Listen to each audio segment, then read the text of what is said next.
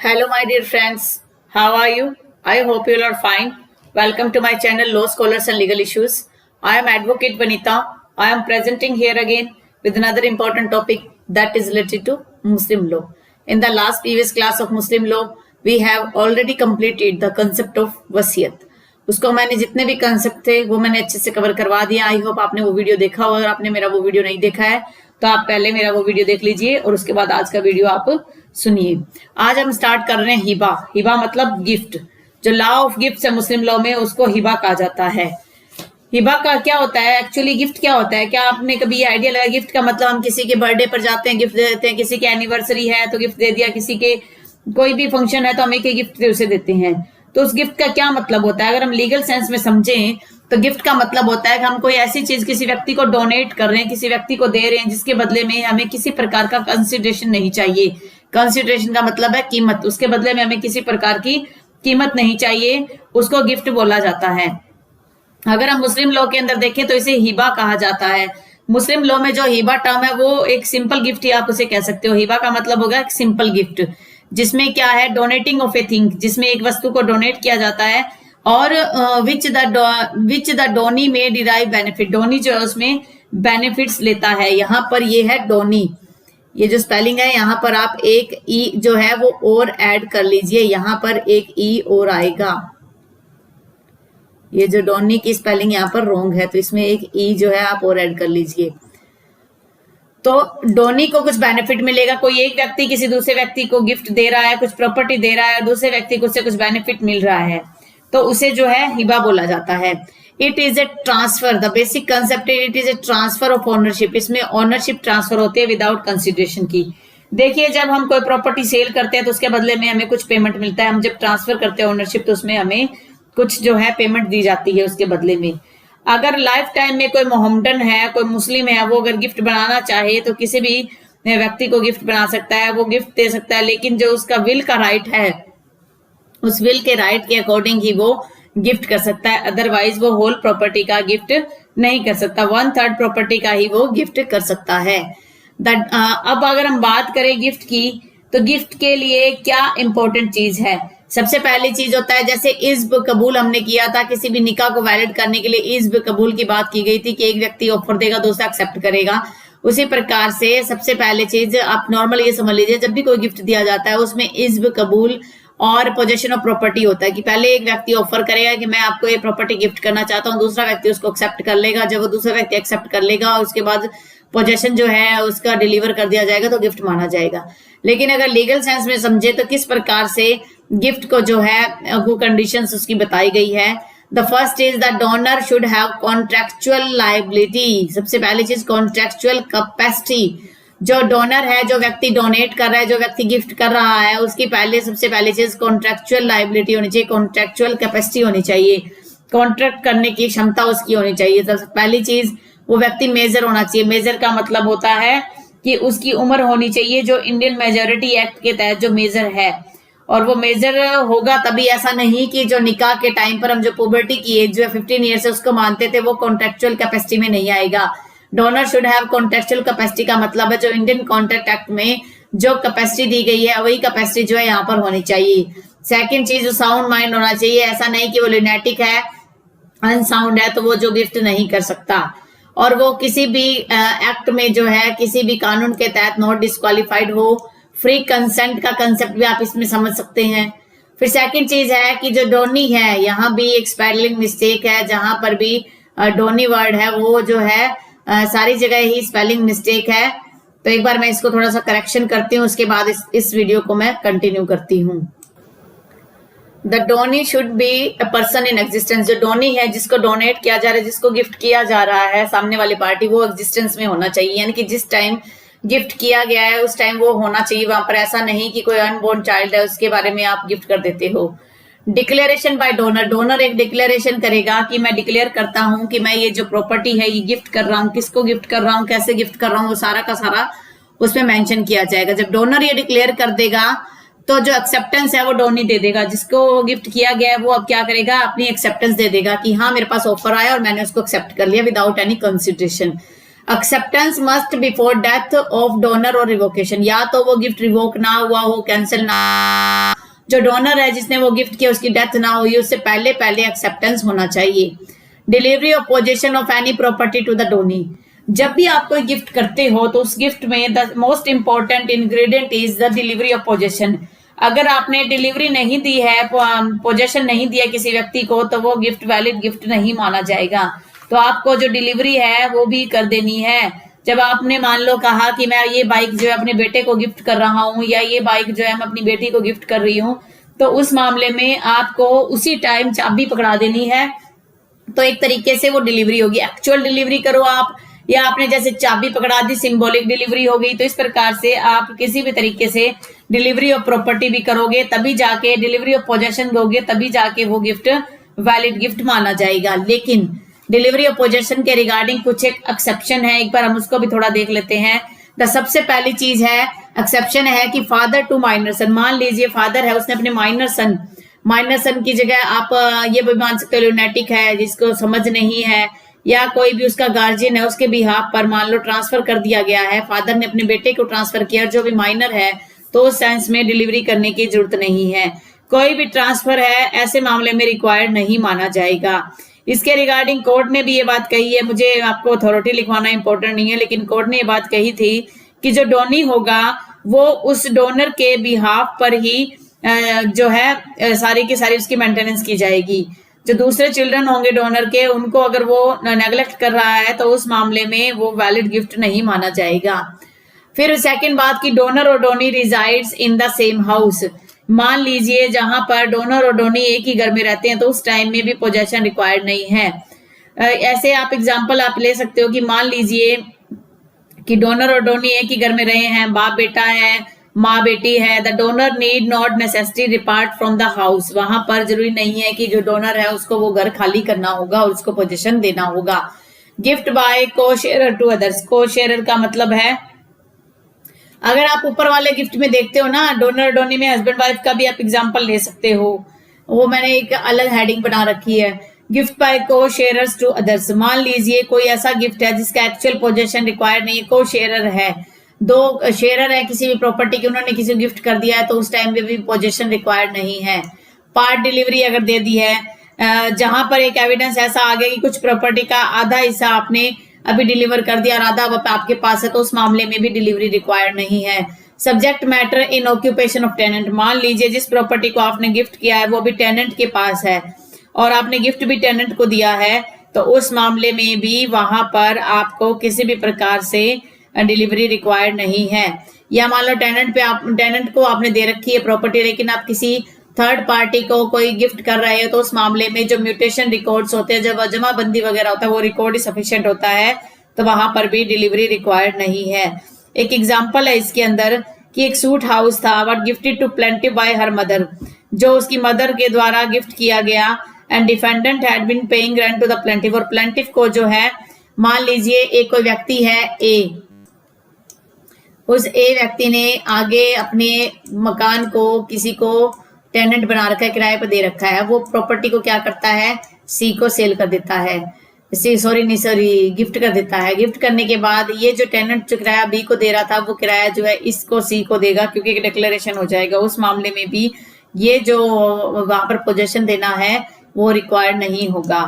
अगर हम अगली बात करें इनकॉर्पोरल राइट्स, इनकॉर्पोरल राइट्स क्या होते हैं कि जैसे कि पेटेंट राइट्स है, कोई भी आपने कॉपी लिखी है, बुक लिखी है, उसका कॉपी राइट्स है।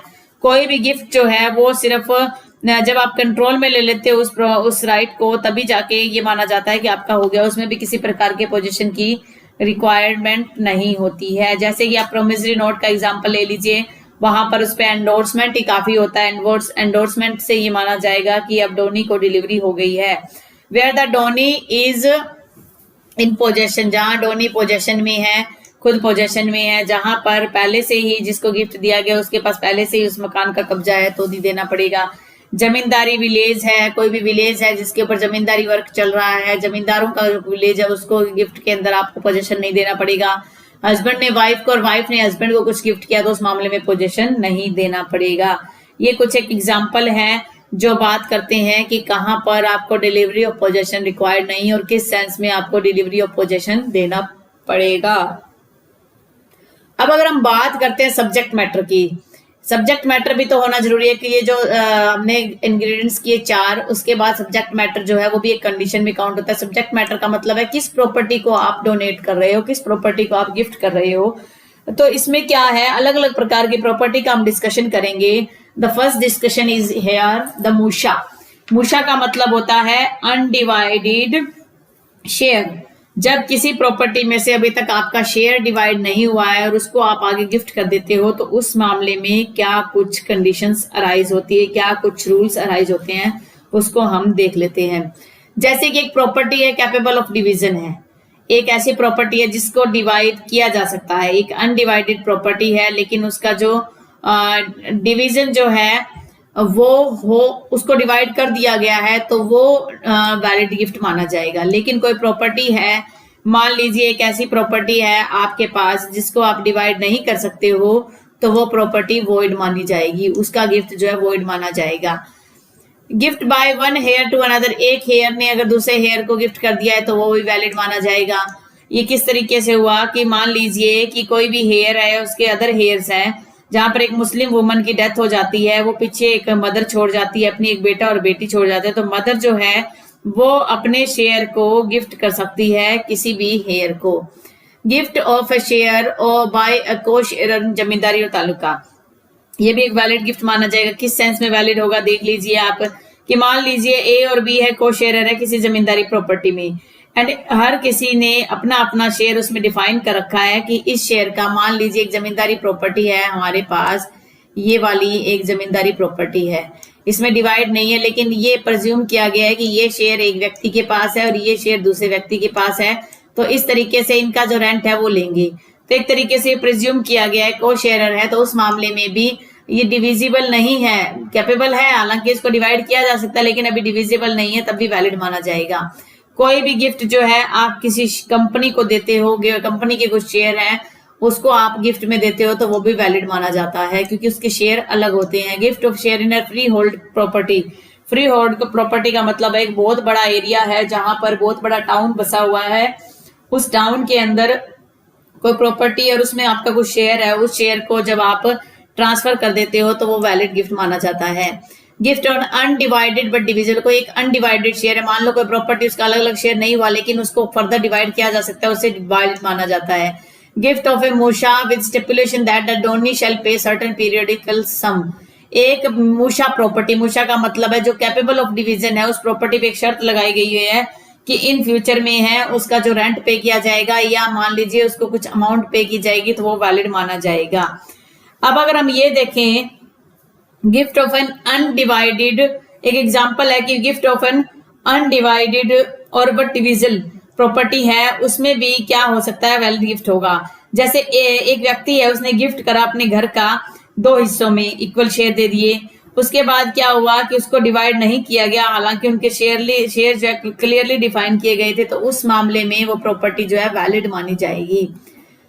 एक प्रॉपर्टी है नॉट कैपेबल ऑफ डिवीजन, एक ऐसी प्रॉपर्टी है जिसको आप डिवाइड कर ही नहीं सकते, फिर भी उसका जो गिफ्ट है वो वैलिड माना जाएगा। कैसे माना जाएगा, मान लीजिए ये हमारे पास एक घर है, इस घर के अंदर एक व्यक्ति ने अपना घर खरीदा, उस घर को आगे उसने गिफ्ट कर दिया, और उसमें जो स्टेयर केस है, जैसे मान लो बीच में इसमें कुछ सीढ़ियां लगाई हुई है, ये जो सीढ़ियां है, ठीक है, ये सीढ़ियां यहाँ पर बनी हुई है, इस सीढ़ी को आप जो है डिवाइड नहीं कर सकते क्योंकि ये इस प्रॉपर्टी और इस प्रॉपर्टी दोनों के लिए इक्वली वर्केबल है, इसको ज्वाइंटली एंजॉय किया जाएगा। इस मामले में ये property not capable of division है, इसको आप डिवाइड नहीं कर सकते, लेकिन फिर भी ये वैलिड गिफ्ट माना जाएगा क्योंकि इन दोनों के साथ ये अटैच है।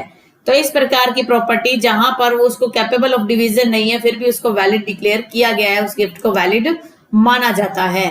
अगर हम शिया लॉ की बात करें, शिया लॉ में क्या होता है कि गिफ्ट ऑफ मूशा जो प्रॉपर्टी है उसकी वैलिड माना जाता है। ये सब जो हम ऊपर ये कंसेप्ट कर रहे थे ना, ये वाला जो हमारा कंसेप्ट है, ये कंसेप्ट टोटली सुन्नी लॉ की बात कर रहा है, और ये 2 डिवीजन जो है ये सुन्नी लॉ की बात कर रहे हैं। बट अगर हम बात करते हैं शिया लॉ की, तो शिया लॉ ये कहता है कि चाहे वो डिविजिबल है प्रॉपर्टी चाहे नहीं है, it doesn't matter, but this is a valid gift, तो उसे जो है वैलिड गिफ्ट माना जाता है। तो शिया लॉ ये बात कह रहा है, इस लाइन को आप माइंड में रखिएगा। नेक्स्ट हमारा कंसेप्ट है सब्जेक्ट मैटर में इक्विटी ऑफ रिडम्पशन। रिडम्पशन क्या होता है? मॉर्टगेज में हम पढ़ते हैं। मॉर्टगेज क्या होता है? आपने मॉर्टगेज सुना होगा। क्या हुआ, जैसे मान लीजिए मेरी एक प्रॉपर्टी है, ये वाली एक प्रॉपर्टी है, मैंने ए व्यक्ति है, ए आदमी है, वो उसकी ये प्रॉपर्टी है, वो क्या करता है, बी कोई व्यक्ति है, उसको कहता है कि मुझे आप 5 लाख रुपए दे दो। बी कहता है ठीक है मैं तुझे 5 लाख रुपए तो दे देता हूं, लेकिन उसके बदले में तो कुछ गिरवी तो रख मेरे पास, गहने तो रख, गहना जिसे बोलते हैं, गिरवी रखना जिसे बोलते हैं। तो ए क्या करता है, अपनी इस प्रॉपर्टी को वो बी को गिरवी रख देता है। बी को कहता है कि जब मैं तेरे 5 लाख रुपए दूंगा तो तभी मुझे ये प्रॉपर्टी वापस देना। अब इक्विटी ऑफ रिडम्पशन का मतलब है, मान लीजिए किसी व्यक्ति ने, मान लीजिए ये ए व्यक्ति है, ये क्या चाहता है, इस प्रॉपर्टी को गिफ्ट करना चाहता है, किसको, सी को। जब ये सी को गिफ्ट करना चाहता है तो सबसे पहले उसको क्या करना पड़ेगा, इस बी की जो पेमेंट है वो पेमेंट पूरी देनी पड़ेगी, इसको रिडीम करवाना पड़ेगा, इसको छुड़वाना पड़ेगा, और छुड़वाने के बाद ही ये जो गिफ्ट है ये वैलिड गिफ्ट माना जाएगा। आई होप आपको समझ आ गया होगा। तो मॉर्टगेज के सेंस में इक्विटी ऑफ रिडम्पशन को वैल्यू दी जाती है। एक केस है इसके रिगार्डिंग, अगर अथॉरिटी आपको लिखनी भी पड़े तो आप अथॉरिटी दे सकते हो। फातिमा बीबी वर्सेस भवासा माराकोर। फातिमा बीबी वर्सेस भवासा माराकोर के केस में मद्रास हाई कोर्ट ने अपहेल्ड की थी कि जो Hiba of equity of redemption है उसकी वैलिडिटी को हेल्ड कर दिया था। तो ये है एक इंपॉर्टेंट पॉइंट। नेक्स्ट है हमारा रिवर्जन। रिवर्जन एक तरीके से आप लीज की सेंस में कहोगे। लीज क्या होता है, किराए पे देना। हमारी कोई प्रॉपर्टी है, हमारा कोई मकान है, उसको हमने लीज पे दिया हुआ है, किराए पे दिया हुआ है। अब मैं क्या चाहता हूं या मैं क्या चाहती हूं कि मैं उस प्रॉपर्टी को गिफ्ट कर दूं। मान लीजिए ये एक प्रॉपर्टी है, ठीक है, ए चाहता है इसको, ये रेंट पे है पहले से, ए चाहता है कि मैं इसको गिफ्ट करूं। गिफ्ट करने के लिए उसे क्या करना पड़ेगा, पहले जो लीज है लीज से उसे छुड़वाना पड़ेगा। जब लीज से उसे छुड़वाएगा तो वो रिवर्जन हो जाएगा, रिवर्जन हो जाएगा प्रॉपर्टी का, तभी वो गिफ्ट है वैलिड माना जाएगा। फिर है इनकॉर्पोरियल प्रॉपर्टी। इनकॉर्पोरियल प्रॉपर्टी का क्या होता है कि लीगल इंटरेस्ट होता है, जैसे किसी को कोई कर्जा देना था, या कोई कॉपीराइट है किसी का, या कोई पेटेंट का राइट है, और वो भी जब ट्रांसफर किया जाएगा तो ये बात भी उसमें डिसाइड होगी कि एक इंडिकेशन होगा वहां, डोनर का ये साफ तौर पर डिक्लेरेशन होगा कि वो डोनी को गिफ्ट कर रहा है उस प्रॉपर्टी को, तभी वो वैलिड गिफ्ट माना जाएगा। Property in possession of trespasser. Trespasser कौन होता है, कोई थर्ड व्यक्ति आकर हमारी प्रॉपर्टी पर कब्जा कर लेता है, और उस प्रॉपर्टी को अगर हम आगे गिफ्ट करना चाहते हैं तो उस प्रॉपर्टी को गिफ्ट किया जा सकता है। लेकिन कंडीशन ये है कि मान लो डोनर है, वो डोनी को गिफ्ट कर रहा है, वो कह रहा है कि इस प्रॉपर्टी को अब आप छुड़वाइए, तो वहां पर डोनर का पूरा सपोर्ट जो है पोजेशन दिलवाने में होना चाहिए। मोहम्मद बख्श वर्सेस हुसैनी बीबी की केस में ये बात कही गई थी। नेक्स्ट है एक्शनेबल क्लेम। एक्शनेबल क्लेम के अंदर भी गिफ्ट वैलिड होता है। एक्शनेबल क्लेम क्या होता है, जैसे हमने मॉर्टगेज का एग्जांपल किया कि मैंने किसी व्यक्ति से 5 लाख रुपए लिए और अपनी प्रॉपर्टी उसको गिरवी रख दी।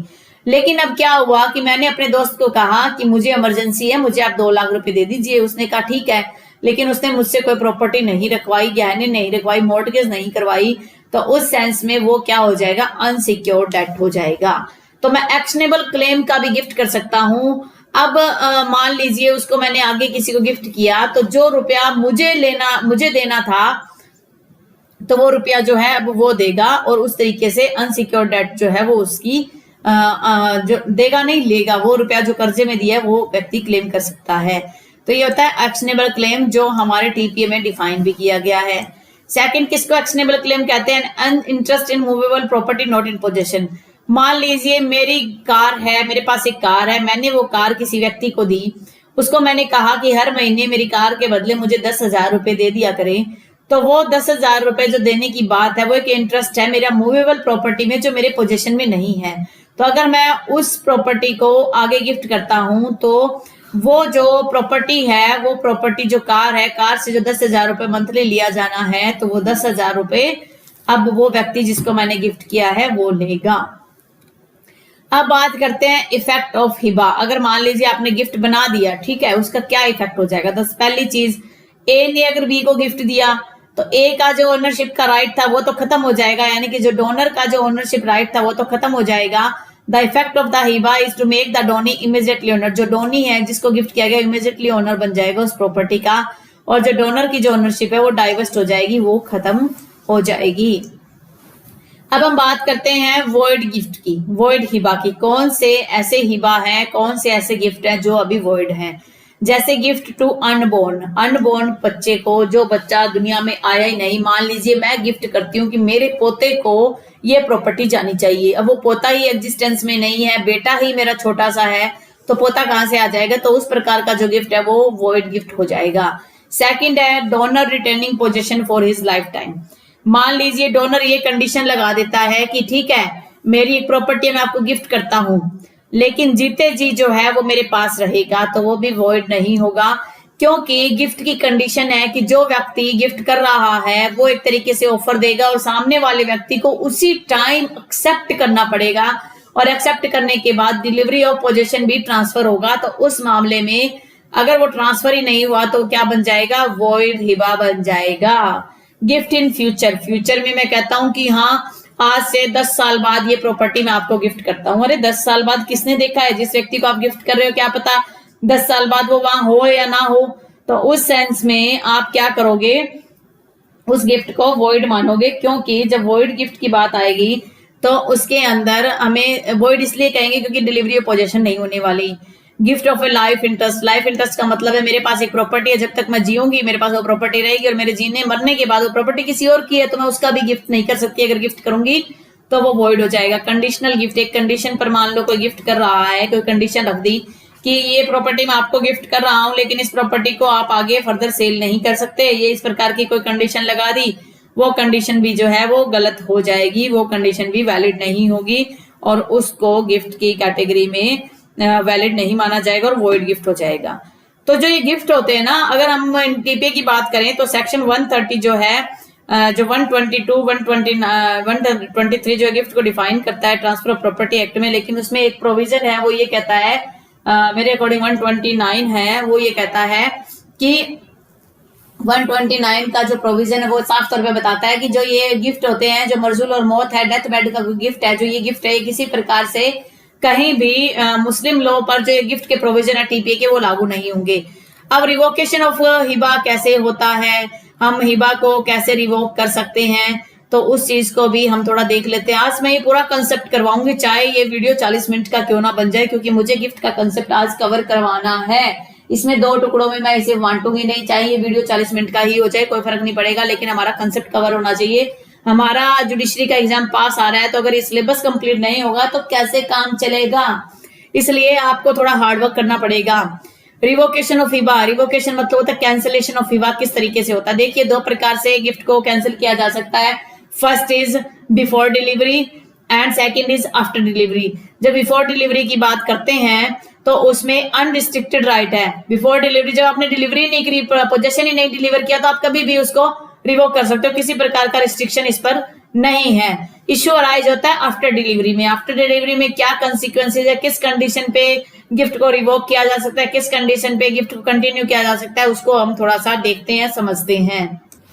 One be discuss about the after delivery. After delivery का मतलब है कि मैंने प्रॉपर्टी जो है वो आगे क्या कर दिया, डिलीवर दे दी है, मैंने वो प्रॉपर्टी पोजेशन में दे दी है। Even after the delivery of possession the donor के पास फिर भी राइट बन जाता है उसको रिवोक करने का, या तो वो डोनी की कंसेंट से, या जिसको वो गिफ्ट किया है उसकी कंसेंट से, या वो एक डिग्री जो है कोर्ट से ले लेगा, उस सेंस में जो है उसको वहां रिवोक करवा सकता है।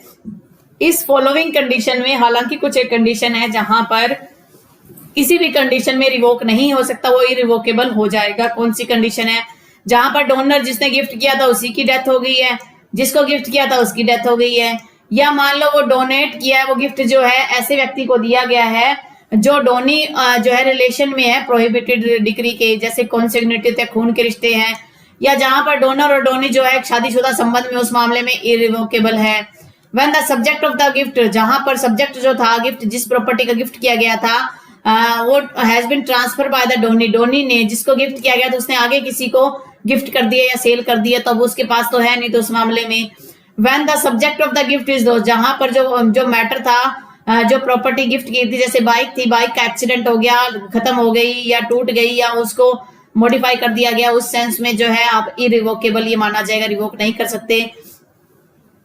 When the subject of the gift has increased in value, ये जो वर्ड है यहाँ पर, ये वैल्यू लिखा हुआ है, यहाँ पर गलत स्पेलिंग है, इसको आप थोड़ा सा ठीक कर लेना।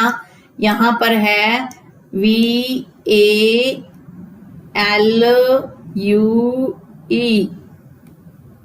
ये वैल्यू है यहाँ पर, कि जहां पर जिस प्रॉपर्टी को गिफ्ट किया गया था अब उसकी वैल्यू बढ़ चुकी है, और इंक्रीमेंट जो है उसके ऊपर जो इंक्रीमेंट लगा है, जो वैल्यू बढ़ी है, उसको इनसेपरेबल माना गया है, वो सेपरेट नहीं किया जा सकता। उस मामले में वो गिफ्ट जो है इरिवोकेबल हो जाएगा।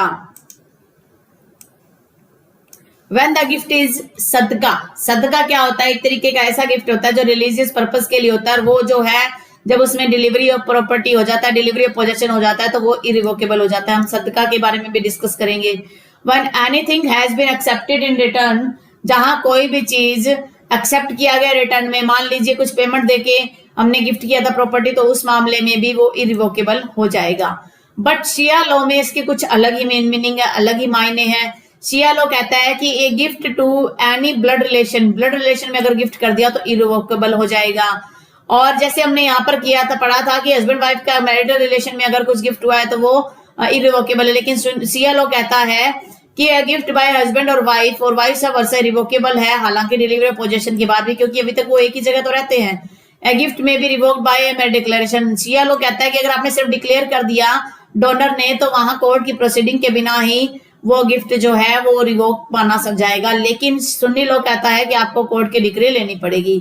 तो ये तो था हमारा कंसेप्ट की गिफ्ट क्या होता है, किस प्रकार से सब्जेक्ट मैटर है, किस प्रकार से उसको रिवोक किया जा सकता है, क्या क्या कंडीशंस है, क्या इफेक्ट होगा, वॉइड हिबा क्या होता है, रिवोकेशन क्या होता है, ये मैंने अच्छे से करवा दिया। अब हम डिस्कस करते हैं the important term that is also in asked in exam in various time, उसको भी हम देख लेते हैं। टाइप्स ऑफ हिबा, हिबा के कितने टाइप्स हैं, अलग अलग जगह आपको अलग अलग टाइप्स मिलेंगे। कई हिबा बिल इवाज और हिबा शर्तुल इवाज के बारे में बात करते हैं, लेकिन हम जो मेरे हिसाब से मैं 6 टाइप आपको डिस्कस करवाऊंगी, क्योंकि ये सारे के सारे इंपॉर्टेंट और गिफ्ट की सेंस में ही आते हैं। हिबा का मतलब होता है गिफ्ट। हिबा बिल इवाज का क्या मतलब हुआ? हिबा का मतलब होगा गिफ्ट और रिवाज का मतलब होगा कंसिडरेशन। तो रुपए के बदले में आपने किसी को गिफ्ट दिया है, तो उस मामले में उसे हिबा बिल इवाज बोला जाएगा। हिबा बिल इवाज का मतलब है कि the gift for consideration already given, जो आपने गिफ्ट किया है उसके लिए पहले से कंसिडरेशन है, और जो पहले से कंसिडरेशन है तो आप ये मान के चलिए वो पोजेशन देने के बाद इरिवोकेबल हो जाएगा। Under all the laws there is no system, law में किसी प्रकार का सिस्टम नहीं है कि गिफ्ट जो है कंसिडरेशन में दिया जाता है। बट मुस्लिम लॉ कहता है कि अगर आप बदले में गिफ्ट देना चाहते हो तो वो दे सकते हो। जैसे यहाँ पर बात है एग्जाम्पल में, if A makes a gift to his bungalow in favour of his friend, A क्या करता है अपने बंगलो को बी को गिफ्ट करता है, और उसके बदले में बी क्या करता है उसको एक कार गिफ्ट कर देता है, तो उसे हिबा बिल इवाज बोला जाएगा। यहाँ पर हिबा बिल इवाज है, ये स्पेलिंग जो है ये राइट है, ये स्पेलिंग में चेंज है। तो जो सेकंड गिफ्ट जो है बी ने ए को दिया, बदले में आप कह सकते हो क्रॉस गिफ्ट कह सकते हो। मैंने बेटे को गिफ्ट दिया, बेटे ने मेरे को गिफ्ट दिया, तो वो क्या हो गया? हिबा बिल इवाज हो गया। अगर हिबा बिल इवाज की अगर हम वैलिड कंडीशंस देखते हैं तो क्या है? Firstly there must be complete and valid gift made by the donor to the, जिस टाइम भी आपने गिफ्ट किया वो कंप्लीट माना जाएगा। If the gift made in not according to Muslim law then it is no gift, अगर Muslim law के according नहीं है तो गिफ्ट नहीं है। Secondly there must be payment होनी चाहिए कंसिडरेशन में, जैसे कि खजूरी निशा वर्सेज रोशाद बेगम के केस में तो फैक्ट ये थे कि फादर ने 1/3 के बदले में 10,000 ले लिए, बट वो 10,000 रुपए कभी भी पे नहीं किए गए। तो ये कहा गया कि जो क्वांटम ऑफ कंसिडरेशन था वो इंपॉर्टेंट नहीं है, the only thing that the consideration जो है वो बोनाफाइडली किसी पर्पज के लिए उसको देने की बात की गई थी, वो इंपॉर्टेंट है। सेकंड है हमारा टाइप हिबा बा शर्तुल इवाज। शर्त, शर्त का मतलब होता है कंडीशन, इवाज का मतलब होता है payment. It means a gift made with stipulation for return, एक ऐसा गिफ्ट है जिसमें एक शर्त रखी गई कि उसके बदले में कुछ मिलेगा। इन दिस केस, इस केस में the consideration is not paid by the Downey by his on choice, इसमें कंसिडरेशन जो है वो डोनी के द्वारा अपने चॉइस से पे नहीं किया गया, but it is paid because it is a necessary condition here, पर ये पे किया गया क्योंकि यहाँ पर एक नेसेसरी कंडीशन थी, एक आवश्यक शर्त थी, उस शर्त के बेस पर इसको पे किया गया है। कि मैं जो है ये शर्त है कि आप ये मुझे गिफ्ट दे दीजिए और मैं इसको फर्दर जो है इसके बदले में कुछ आपको दे दूंगा। इसकी कंडीशन क्या है? Firstly the delivery of possession important है, ये रिवोकेबल होता है जब तक कि वो पेमेंट पे ना की जाए। पेमेंट पे होने के बाद तो इरिवोकेबल हो जाएगा, जैसे ही पेमेंट पे हो जाएगी इरिवोकेबल बन जाएगा और ट्रांजैक्शन तब कंप्लीट मानी जाएगी कि बाय पेमेंट ऑफ इवाज, ये माना जाएगा कि एक तरीके से ये सेल ही होती है। थर्ड गिफ्ट है हिबा मर्जुल मौत। मर्जुल मौत का मतलब है डेथ बेड। कोई आदमी जो है ऐसी कंडीशन पे अब उसको लग रहा है कि उसके आखिरी दिन आ चुके हैं और वो बचने के चांसेस नहीं है, उस मामले में वो गिफ्ट करता है, लेकिन गिफ्ट उतना ही करेगा जो 1/3 प्रॉपर्टी का है। There can be no disqualification, कोई भी डिस्क्वालिफिकेशन नहीं होती कि ये गिफ्ट सक्सेसर को किया गया या हेयर को किया गया। The net value of the property जो है 1/3 होनी चाहिए, उससे ज्यादा की गिफ्ट नहीं कर सकता। शरीयत जो है कुछ कंडीशन इंपोज करता है मर्जुल मौत के मामले में। शरीयत क्या कहता है कि द इलनेस, जो बीमारी इतनी खतरनाक होनी चाहिए कि उसकी मौत ही निश्चित है। इलनेस मस्ट को जेन्युइन अप्रीहेंशन, एक सामान्य तौर पर एक अप्रीहेंशन, एक डर है कि उसके माइंड में कि उसकी मौत होने वाली है। In case a person does not, अगर वो व्यक्ति नहीं मरता है तो जो विल बनाई थी, जो गिफ्ट बनाया था, ये एक तरीके से विल कह सकते हो आप, एक तरीके से गिफ्ट कह सकते हो, वो क्या होगा? न लैंड वॉइड हो जाएगा। इसकी जगह आप साथ में इसको गिफ्ट भी कह सकते हो। तो ये गिफ्ट और विल दोनों चीजें हैं, ये विल भी बना सकते हो एक तरीके से आप और ये गिफ्ट भी कर सकते हो।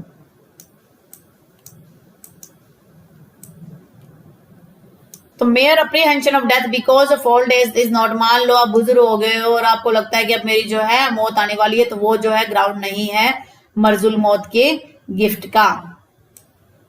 Therefore, a man dying from natural cause owing to his old age, वो जो है इसके अंदर नहीं आता। There should be some external indication, ऐसा लगना चाहिए कि उसको सीरियस बीमारी है। Delivery of possession must be given to the donee, delivery of possession जो है डोनी को दिया जाना चाहिए। तो ये है कंडीशन हिबा मर्जुल मौत का। अब हिबा ए मेहर, हिबा ए मेहर क्या होता है कि मान लीजिए एक वाइफ है, उसको अपने पति से मेहर लेनी है, उस मेहर के बदले वो क्या करता है, उसको कोई मकान या कोई बंगलो, कोई प्रॉपर्टी गिफ्ट कर देता है, तो उसे हिबा ए मेहर बोला जाता है। इसमें कुछ समझाने लायक नहीं है क्योंकि मेहर का कंसेप्ट मैं अच्छे से आपको करवा चुकी हूँ। अब बात करते हैं सदका। सदका क्या होता है? It is a gift with religious motive, धार्मिक विचार के साथ गिफ्ट किया जाता है। हिबा के साथ इसका डिफरेंस है किस बात पे कि जो हिबा का मोटिव होता है वो सेक्युलर होता है, सामान्य होता है, बट मोटिव जो सदका का एक स्पेशल पर्पज के लिए होता है, धार्मिक पर्पज के लिए। हिबा रिवोकेबल होता है कुछ कंडीशन में, बट सदका जो है जब डिलीवर आपने कर दिया पोजेशन इरिवोकेबल हो जाएगा, उसको आप चेंज नहीं कर सकते। तो सदका कहीं ना कहीं गिफ्ट से काफी हद तक डिफरेंस है। अगर हिबा की बात करें तो हिबा में तो जैसे मैंने आपको कंडीशन बता दी, रिवोकेबल, और इसके अंदर ऐसा कुछ कंसेप्ट नहीं। अब बात करते हैं हम अरियत की। अरियत क्या होता है? एक तरीके का लाइसेंस होता है, एक तरीके से लीज होती है ये। ग्रांटर जो ऑप्शन होता है कि वो एंजॉय के लिए किसी प्रॉपर्टी को देता है। It is like lease but not money paid, पर इसमें किसी प्रकार का मनी पेड नहीं होता। एक तरीके से ये भी धार्मिक पर्पज के लिए ही दिया जाता है, एरियत भी। लेकिन ये क्या होता है कि नॉर्मली क्या होता है, धार्मिक पर्पज को इस सेंस में हम कहेंगे कि जैसे किसी के फायदे के लिए दे दिया। मान लीजिए मेरा मकान है, उसके साथ एक खाली प्लाट पड़ा है और उसके साथ जो है एक मंदिर है या उसके आगे किसी कोई धर्मशाला है, वो कहते हैं कि जब तक आप इस पर कुछ प्रॉपर्टी पर कुछ बनाते नहीं हो तो ये जो है हमें काम के लिए दे दीजिए, आपकी उसमें काफी एहसान रहेगा। तो इस मामले में बिना किसी रुपए के वो एक आप कह सकते हो कि इंसानियत के नाते एक लाइसेंस दे देता है कि हाँ तुम मेरी प्रॉपर्टी पर कुछ टाइम तक एंटरटेन कर सकते हो, इसको एंजॉय कर सकते हो। तो उस मामले में यूजुफ्रुक्ट राइट होते हैं इसके। यूजुफ्रुक्ट का मतलब है एंजॉयमेंट के राइट होते हैं। तो अगर हम इसकी एसेंशियल्स की बात करें तो इट कैन बी रिवोक्ड, इसे रिवोक किया जा सकता है किसी भी टाइम पर। ऑनरशिप इसमें ट्रांसफर नहीं होती है, ये डेफिनेट पीरियड के लिए होता है और it does not devolve upon the heir of the donee of the death. मान लो डोनी की डेथ हो जाती है, जिसको लाइसेंस दिया गया था, उसकी डेथ के बाद हेयर में ये प्रॉपर्टी नहीं जाती। तो एक बार थोड़ा सा इसे रिवाइज कर लेते हैं। रिवाइज करने के बाद थोड़ा सा अच्छे से आपको समझ में आ जाएगा क्या कुछ है। सबसे पहली चीज की सिर्फ ट्रांसफर ऑफ ओनरशिप है, विदाउट कंसिडरेशन होता है। कंडीशन क्या होती है? Donor must have contractual capacity, donee should be in person of existence. Donee ऐसा होना चाहिए कि जो एग्जिस्टेंस में होना चाहिए जिस टाइम आपने कोई भी हिबा किया है। डिक्लेरेशन जो डोनी की है वो एक्सेप्ट होनी चाहिए, डोनर की जो डिक्लेरेशन है डोनी के द्वारा एक्सेप्ट होनी चाहिए। पोजेशन होना चाहिए। एक्सेप्शन क्या है कि फादर ने बेटे को माइनर सन को दिया है तो कोई पोजेशन देना जरूरी नहीं है। डोनर डोनी एक ही घर में रहते हूँ, को शेयरर है, पार्ट डिलीवरी है, इनकॉर्पोरेट राइट है, सब्जेक्ट मैटर जो है टेनेंट के ऑक्यूपेशन में है। और हस्बैंड और वाइफ है या जमींदारी विलेज है और जहां पर डोनी खुद पोजीशन में है तो उस मामले में डिलीवरी पोजीशन रिक्वायर्ड नहीं है। सब्जेक्ट मैटर क्या होगा? मूशा। मूशा मतलब जो डिविजिबल प्रॉपर्टी है तो वैलिड है, अनडिविजिबल है तो वैलिड नहीं होगी। लेकिन एक प्रॉपर्टी जो कैपेबल ऑफ डिवीजन नहीं है फिर भी वो वैलिड मानी जाएगी, जैसे मैंने आपको स्टेयरकेस का एग्जांपल दिया था। फिर शियालो कहता है कि मूसा में अगर मान लो डिविजिबल है या नहीं इससे कोई फर्क नहीं पड़ता, शियालो के अंदर वो वैलिड मानी जाएगी। इक्विटी ऑफ रिडेम्पशन का मतलब है कोई प्रॉपर्टी मॉर्गेज में और उसको आप आगे ट्रांसफर करना चाहते हो तो सबसे पहले आपको रिडीम करवाना पड़ेगा उस प्रॉपर्टी को, उससे मॉर्गेज से छुड़वाना पड़ेगा, फिर ही वो वैलिड माना जाएगा। रिवर्जन क्या होता है? कोई प्रॉपर्टी आपने लीज पे दे रखी है, किराए पे दे रखी है, भाड़े पे दे रखी है, लेकिन उसको भी आप गिफ्ट करना चाहते हो तो उसको पहले आपको लीज मुक्त करवाना पड़ेगा। इनकॉर्पोरेट प्रॉपर्टी डेट है, कॉपीराइट है, पेटेंट है तो उस मामले में भी उसको आप वैलिड मानोगे जब उसकी क्लियर इंडिकेशन होगी कि मैं इसको डोनेट कर रहा हूँ, डोनर जो है डोनी के फेवर में कर रहा है। Property in possession of trespasser, ट्रेसपासर के पोजेशन में कोई प्रॉपर्टी है तो उसको भी जो है डोनर का सपोर्ट रहेगा तो उस प्रॉपर्टी को ट्रांसफर किया जा सकता है। एक्शनेबल क्लेम है, कोई अनसिक्योर डेट है, मैंने किसी से पैसे उधार ले लिए लेकिन उसके बदले में कोई प्रॉपर्टी नहीं दी तो उस मामले के अंदर जो है मैं जो है आगे ट्रांसफर कर सकता हूँ। कोई भी मेरा इंटरेस्ट है मूवेबल प्रॉपर्टी में है वो किसी और के पोजीशन में तो उसको ट्रांसफर कर सकता हूँ। हिबा का इफेक्ट क्या होगा कि डोनर का जो राइट है खत्म हो जाएगा, डोनी के पास राइट आ जाएगा ओनरशिप का। वॉइड हिबा क्या होता है? अनबॉर्न चाइल्ड को गिफ्ट कर दिया है तो वो वॉइड है, डोनर ने खुद पोजीशन रखा है, जीते जी तब वॉइड है। फ्यूचर की प्रॉपर्टी के लिए आप कर रहे हो वॉइड है, लाइफ इंटरेस्ट है वो वॉइड है, कंडीशनल गिफ्ट है तो वॉइड है। रिवोकेशन कैसा होगा? बिफोर डिलीवरी तो कोई भी कंडीशन नहीं है, आफ्टर डिलीवरी क्या होगा? या तो आपको डोनी की कंसेंट चाहिए, ये फॉर्मल डिग्री चाहिए, बट शिया लॉ में किसी प्रकार की डिग्री नहीं चाहिए होती। शिया लॉ कहता है कि आप अगर डिक्लेयर भी कर देते हो दैट इज सफिशिएंट। और किस कंडीशन में एब्सोल्युटली इरिवोकेबल हो जाता है? जैसे डोनर मर गया है या डोनी की डेथ हो गई है, या मान लो वो कॉन्सेग्निटी के रिलेशनशिप में है, डोनर डोनी मैरिटल रिलेशनशिप में है, या मान लो जिसको आपने वो प्रॉपर्टी दी थी उसने आगे फर्दर उसको कहीं ट्रांसफर कर दिया है, या वो प्रॉपर्टी खत्म हो चुकी है या उसकी जो वैल्यू बढ़ गई और जो वैल्यू बढ़ी है वो उससे अलग होना मुश्किल है, आपने सदका में गिफ्ट कर दिया है, या मान लो आपके उसके बदले में कुछ पेमेंट ले लिया, रिटर्न ले लिया है। शिया लॉ के रूल्स कुछ अलग है। शिया लॉ कहता है कि ब्लड रिलेशन का जो भी गिफ्ट है वो हर हाल में इरिवोकेबल हो जाएगा। एक डिक्लेरेशन जो है कोर्ट की डिक्लेरेशन जो है डोनर की रिक्वायर्ड रहेगी बट कोर्ट की प्रोसीडिंग की रिक्वायरमेंट नहीं है। हस्बैंड और वाइफ ने अगर मान लो एक दूसरे को प्रॉपर्टी दी है तो अपने लाइफ में कभी भी उसको रिवोक कर सकते हैं। Type of Hiba, Hiba will हुआ जिसमें कंसिडरेशन के बदले में आप हिबा देते हो। मैंने किसी को गिफ्ट किया, किसी ने मेरे को बदले में गिफ्ट कर दिया तो वो हिबा विल लिवाज हो गया। हिबा व शर्तो लिवाज हो गया, उसमें शर्त रख दी गई कि मुझे जो है आप मुझे प्रॉपर्टी गिफ्ट कीजिए, मैं इसके बदले में आपको इतनी पेमेंट देता हूँ, तो उसमें एक शर्त है, उस शर्त को पूरा होने के बाद ही इरिवोकेबल होगा। हिबा मर्जुल मौत का, आदमी को लगता है कि उसकी डेथ होने वाली है, उसकी ऐसी भयंकर बीमारी उसके लगी हुई है कि उसमें डेथ होना अवश्यम भावी है, तो उस मामले में भी वो गिफ्ट करेगा तो उसको क्या बोला जाएगा? मर्जुल मौत गिफ्ट बोला जाएगा। हिबा है मेहर, किसी वाइफ ने मेहर लेनी है, मेहर की अमाउंट लेनी है, डोर लेनी है और हस्बैंड उसके बदले में कोई प्रॉपर्टी उसको गिफ्ट कर रहा है तो हिबा मेहर हो जाएगा। सदका एक रिलीजियस मोटिव के लिए होता है और ये किसी धार्मिक काम के लिए गिफ्ट किया जाता है और जब उसका पोजीशन दिया जाएगा तो इरिवोकेबल हो जाएगा। अरियत क्या होता है? एक तरीके का लाइसेंस होता है जिसमें आप लीज की तरह से कह सकते हैं बट किसी प्रकार का कंसिडरेशन नहीं लिया जाता है, इसे कभी भी रिवोक किया जाता है, जिसमें ओनरशिप ट्रांसफर नहीं की जाती और एक फिक्स पीरियड के लिए होता है। और ये जब भी डोनी की डेथ हो जाती है, heir of the donee on his death, donee की डेथ हो जाएगी इनकी जिसको लाइसेंस दिया गया है तो उसके बाद उसके किसी प्रकार का राइट नहीं मिलेगा।